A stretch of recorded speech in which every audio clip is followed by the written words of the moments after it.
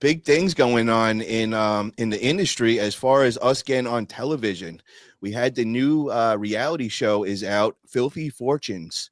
And anybody get to see that? It comes on Sunday nights, 10 p.m. on the West Coast. Anybody get to see that?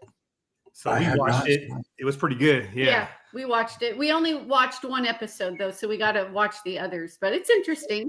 Is it like actual junk removal, or is it like finding things? It's junk. So it's a mixture. So what happens is we got a team, and on the team is the leader is Matt Paxton, and he calls himself a downsizer expert. And what he does is he goes in there and he's got an appraiser who really knows his stuff with the prices, and he's got a junk removal team.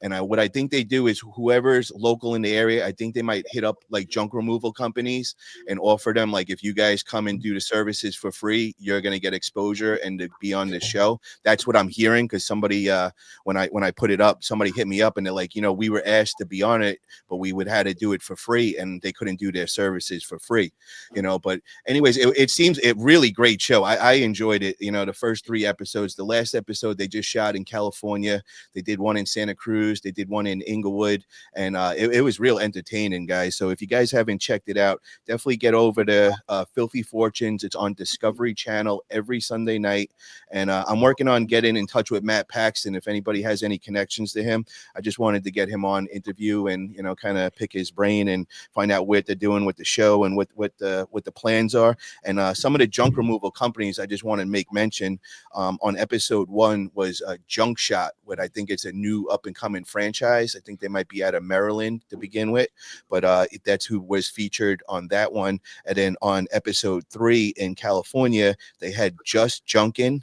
And then they also own Just Thrifting. I think they're in like Santa Cruz area. I'm not positive though, because they did 2 episodes, one Santa Cruz, one Inglewood.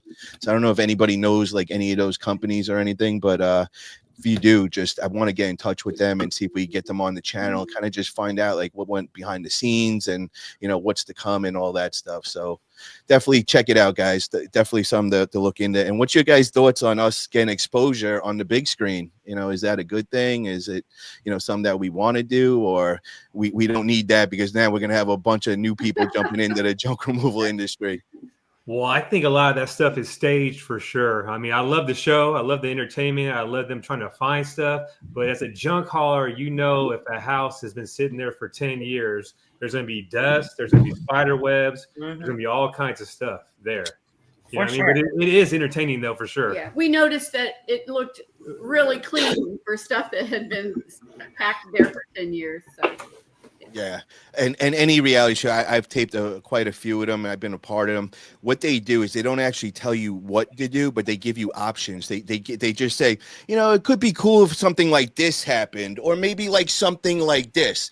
Now, if you go and do the take and they didn't see anything like that, they'll be like, I wasn't really feeling that. Maybe go toward, and that's kind of like how they go with everything. And they're always trying to find like something interesting or, some sort of drama or something. So it is definitely different with junk removal. And I was trying to figure out like where they're going to go with it. But I think they were going to go with like finding very, very expensive items in houses and how much money they're making and all that, which is kind of cool. It's kind of like Antique Roadshow meets, junk removal meets hoarder cleaners. Yes. Hey, I'm gonna tell you a little secret about one of those reality shows. You ever watch Storage Wars? Yes, I did. Do you know that they actually buy the stuff that's in those storage units from junk removal companies and just put it in there for the show to stage it? Yes. Wow. Yep. I didn't know that. Yeah. Yeah, when I first got into my antiques and collectibles business, that's what it was that show that got me into it. And my boy he was in that for many long years. And he was like, bro, you are the perfect character for this. I want to get on TV. You need to start coming to these auctions with me. So I started going, man. It was like 10 years back. And, that first one that I hit, I killed it. I got like 3,000 Zippos, all kinds of collectors, and I had no idea.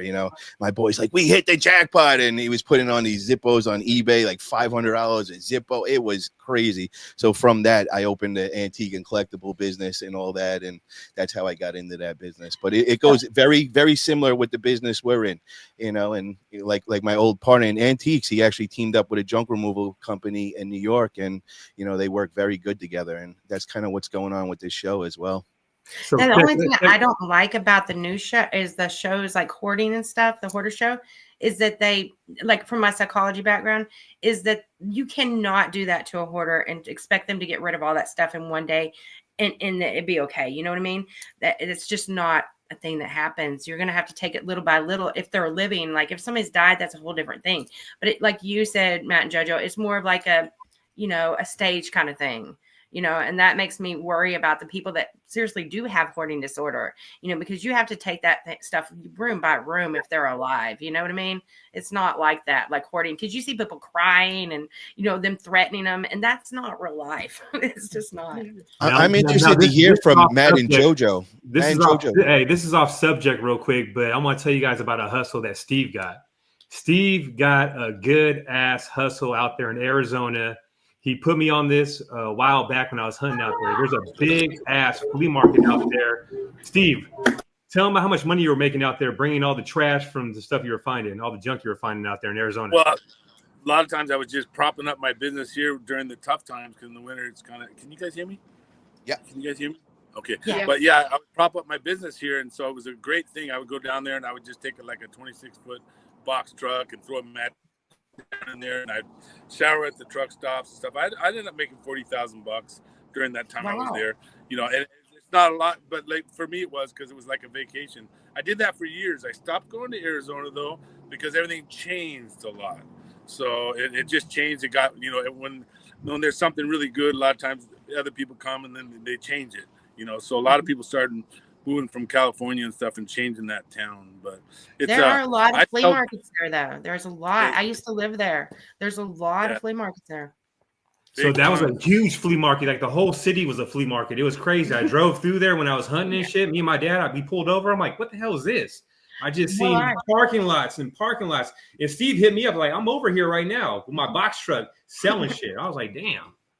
That reminds me, Matt, it's like Sebastopol by us, man. That whole town, everywhere you go, every other store is antique and some sort of flea market, or Sunday they got that mega flea market over there and all. Have you guys ever gone over there looking for business or anything like that? No, we haven't. Okay. We haven't done that.